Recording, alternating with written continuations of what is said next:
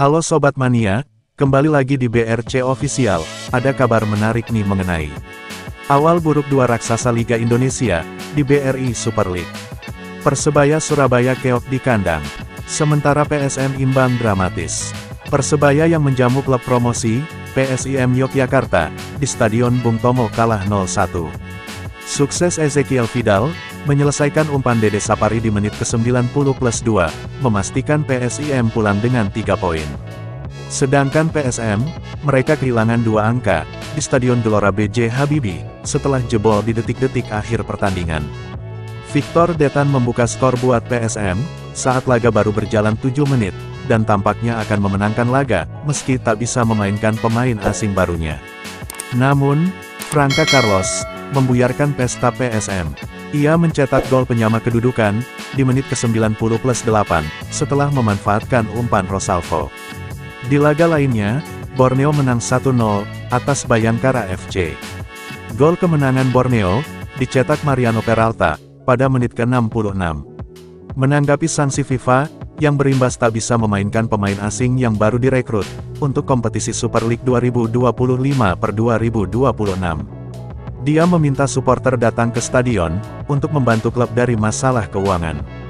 Jika kalian mau membuat klub ini, menjadi klub yang bagus secara finansial, satu cara yang kalian bisa lakukan adalah, untuk datang men-support pemain-pemain di stadion, kata Bernardo, saat konferensi pers saat usai laga, Jumat tanggal 8 Agustus tahun 2025 malam. Bernardo mengaku, tidak bisa memberikan solusi atas sanksi yang dijatuhkan FIFA. Namun dirinya menyesuaikan formasi tim, dengan komposisi yang tersedia.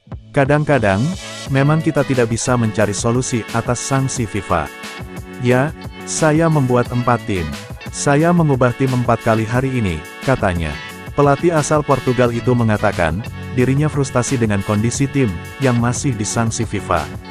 Dia harus menyesuaikan tim, dengan waktu yang sempit, gegara tidak bisa memainkan pemain barunya.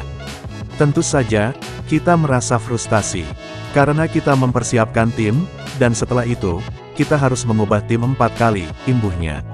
Menurutnya, sanksi FIFA itu bukan menjadi tanggung jawab dari staf, atau pemain. Dia mengatakan, kondisi tim di sanksi FIFA itu harus dihadapi. Saya pikir tanggung jawab ini, bukan dari staf teknis, atau staf lain atau dari pemain. Ini adalah kondisi yang diberikan kepada kita, pungkasnya.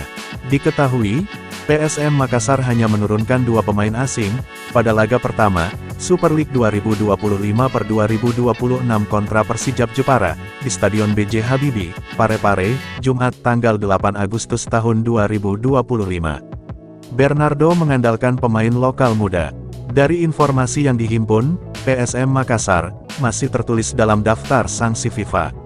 Meski sempat memboyong 7 pemain barunya, datang latihan, namun PSM tidak bisa memainkan saat laga melawan Persijap Jepara. Nah itu dia sobat untuk update kabar hari ini. Bagaimana pendapat kalian sobat? Tulis pendapat kalian ya sobat, dan jangan lupa like, komen dan subscribe.